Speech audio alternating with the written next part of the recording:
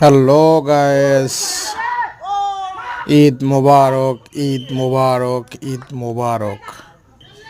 ঈদ উপলক্ষে দেখেন village football খেলা চলছে।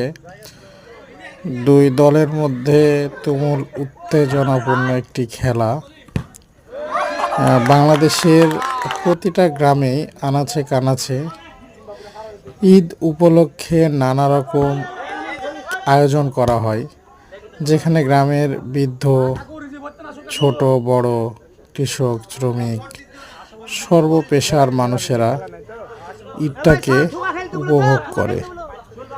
দেখুন, আমাদের গ্রামীণ জীবনে ঈদ মানে আনন্দ, ঈদ মানেই খুশি।